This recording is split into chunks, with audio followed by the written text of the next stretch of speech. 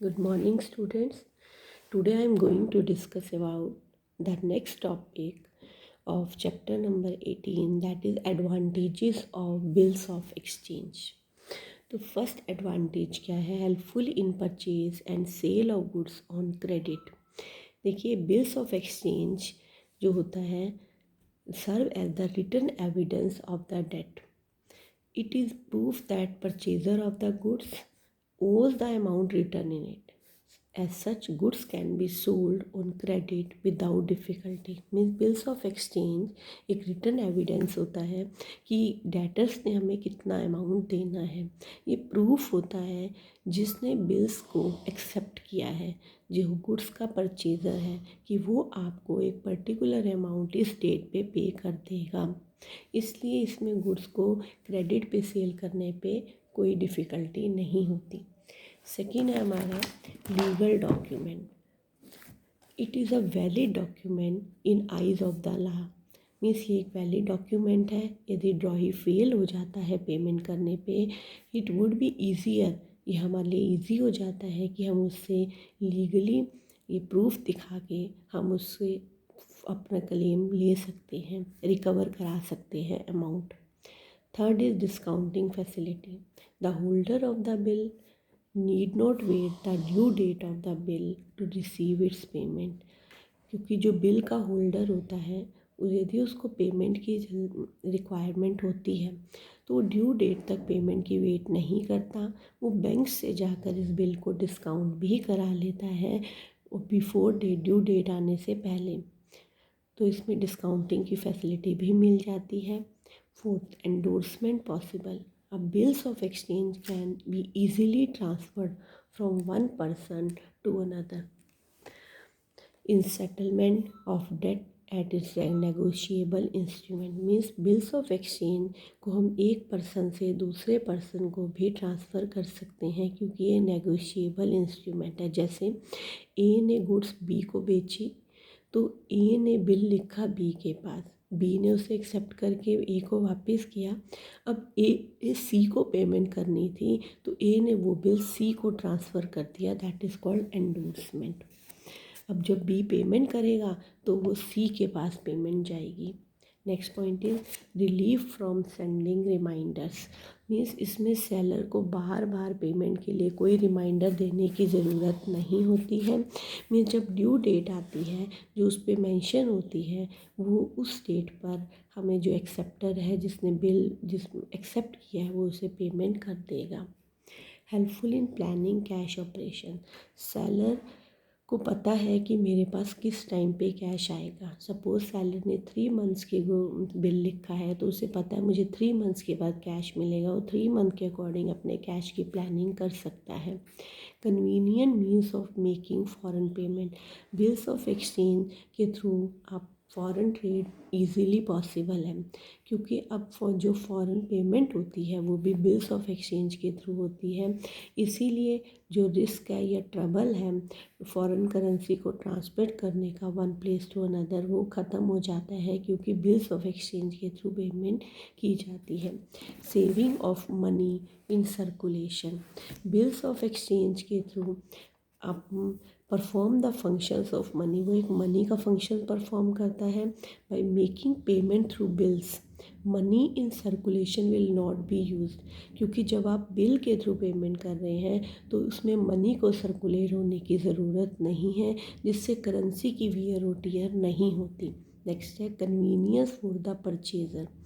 Means purchaser के लिए easily है. इन केस यदि परचेज़र के pass on the spot cash available नहीं है तो सेलर उसे क्रेडिट की फैसिलिटी देता है और वो जो भी ड्यू डेट पे परचेज़र उसकी पेमेंट कर सकता है. तो परचेज़र के लिए भी इजी हो जाता है.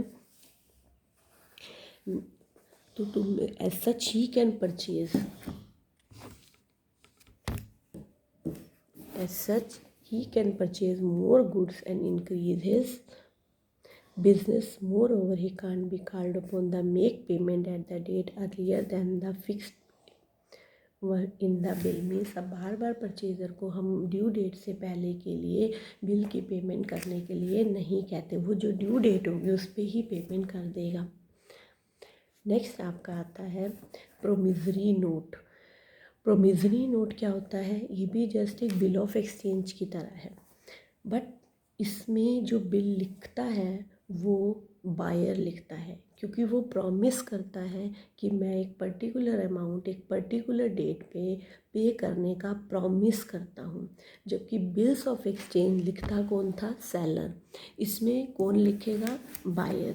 देखिए, sometimes purchaser of the bill और debtor himself writes a note, sign it and give it to the seller of the goods. Means purchaser जो गुड्स खरीदता है वो नोट लिखता है, साइन करता है और प्रॉमिस करता है कि मैं एक पर्टिकुलर टाइम पे आपको पेमेंट कर दूंगा। That is called promissory note.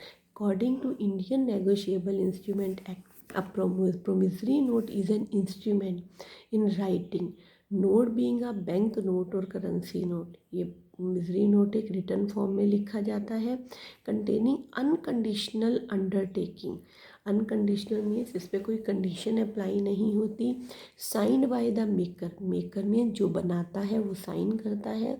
To pay certain sum of money to the order to a certain person, वो एक पर्टिकुलर पर्सन को पेमेंट करने के लिए प्रॉमिस करता है, या सेलर जिसे वो कहता है, ऑर्डर देता है कि आपको इस पर्टिकुलर पर्सन को पेमेंट करनी है, उस पर्टिकुलर सर्टेन पर्सन को पे करने का प्रॉमिस करता है। यानी कि प्रोमिसरी नोट में जो बायर है, जो डेटर है, जो खरीद रहा है, वो खुद प्रॉमिस कर रहा है।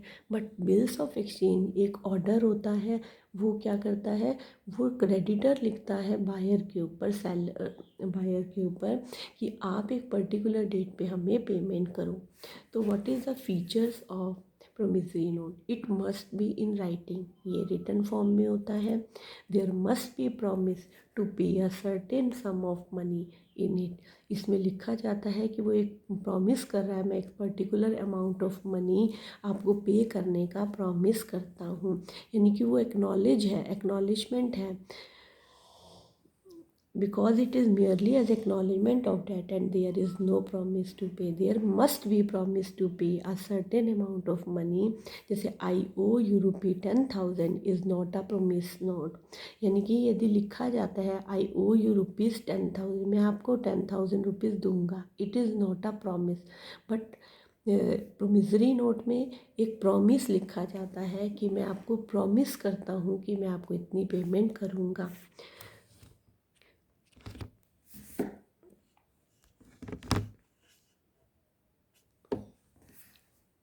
The promise to make payment must be unconditional.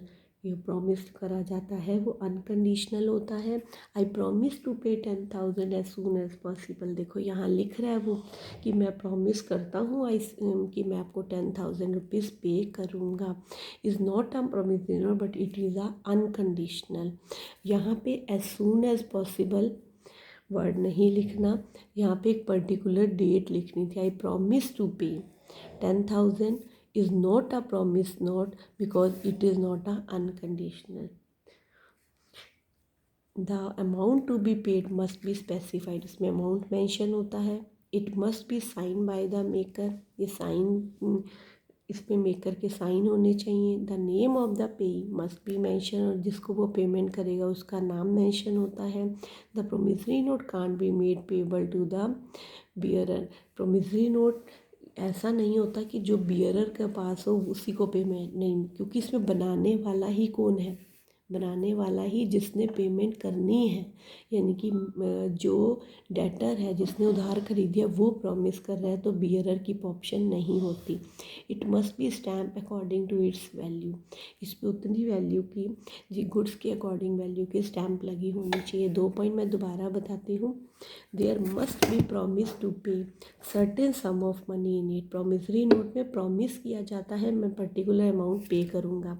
For example I O U rupee 10,000, ये लिखे आई ओ यू रुपी 10,000, मैं 10,000 रुपीज़ दूंगा आपको।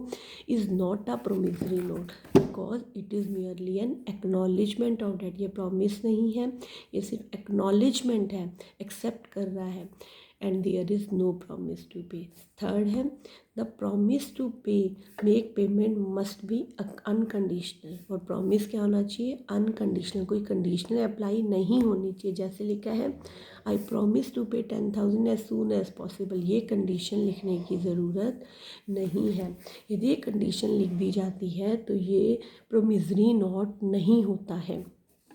तो अब देखिए इसका स्पेसिमन ऑफ प्रोमिसरी नोट कैसा है। ऊपर जयपुर 1 जुलाई, इस जो लिख रहा है 5 lakh stamp 2 months after date I promise to, date time mention है, प्रॉमिस कर रहा है कि मैं श्री करुणा सागर को पे करूँगा 5 लाख रुपीज़, या उसके ऑर्डर पे किसी और पर्सन को जो वो कहेंगे उसको पेमेंट करेंगे। टू करुणा सागर, साइन जो साइन कर रहा है that is Prem Kishan. Okay, तो ये था हमारा प्रोमिसरी नोट का फॉर्मेट। अब आ जाता है what are the parties to be involve, कौन कौन सी पार्टीज इन्वॉल्व होती हैं। प्रोमिसरी नोट में ओनली 2 पार्टीज इन्वॉल्व होती हैं, एक होता है मेकर और एक होता है पेई। मेकर कौन होता है, जो प्रोमिसरी नोट को बनाता है। बनाता कौन है, मीन्स जो जिसने उधार में क्रेडिट में ख़रीदी है वो आपसे प्रॉमिस कर रहा है, या जिसने आपसे पैसे उधार लिए हैं वो प्रॉमिस करता है मैं आपको एक पर्टिकुलर टाइम पे आपको पे करूँगा। This is called the maker. And payee कौन हो गया, हाँ जी, payee, he is the person who is entitled to get the payment, वो पर्सन है जिसको पेमेंट मिलनी है। In the above is Karuna Sagar is the payee, जिसको पेमेंट मिलनी है। There is no acceptor in case of promissory note, promissory note में कोई एक्सेप्टर नहीं होता। देखिए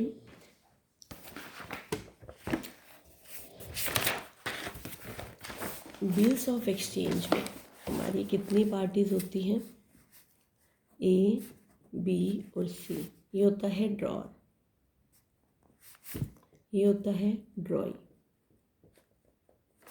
और ये हो सकता है पी, यानी कि जिसने बिल, ये बिल्स ऑफ एक्सचेंज की बात कर रही हूँ। जो गुड्स, ये सेलर है, ये बायर है, और ये एंडोर्सी है। ओके, पे ये भी हो सकता है। तो बिल्स ऑफ एक्सचेंज में आपका क्या होता है, जो गुड्स उधार बेचता है वही बिल बनाता है, और एक्सेप्ट कौन करता है, बी, जिसने उधार में ख़रीदा है।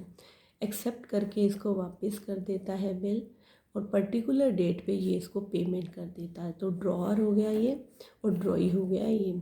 जिसने पर इसने बिल को सी को ट्रांसफ़र कर दिया, तो ड्यू डेट पे बिल इसके पास है, तो बी अब सी को पेमेंट करेगा। ए भी पेई हो सकता है और सी भी पेई हो सकता है, कोई भी पेई हो सकता है। मीन्स जो पेमेंट रिसीव करता है दिस इज़ कॉल्ड पेई, जो बिल लिखता है दैट इज़ कॉल्ड ड्रॉअर, जो पेमेंट करता है that is called ड्रॉई। But promissory note में क्या होता है, नोट में क्या होता है, इसमें 2 ही पार्टी होती हैं, एक होता है मेकर और एक होता है पेई। जिसने गुड्स उधार खरीदी हैं यानी कि बायर, बायर ही प्रॉमिस कर रहा है आपको, दैट इज़ कॉल्ड मेकर, और बायर जिसको पे करेगा यानी कि सेलर को, दैट इज़ कॉल्ड पेई, जिसको पेमेंट मिलेगी। ओके, तो आपके पास what is the difference between bills of exchange and promissory note. Okay, तो फर्स्ट डिफरेंस है parties, there may be 3 parties to it. इसमें कितनी पार्टीज होनी चाहिए, 3, ड्रॉअर, एक्सेप्टर एंड पे। 3 पार्टी होती हैं, जबकि प्रोमिसरी नोट में 2 ही पार्टीज होती हैं, मेकर जो बिल लिखता है, जो साइन करता है, और पेई जिसको अमाउंट मिलता है।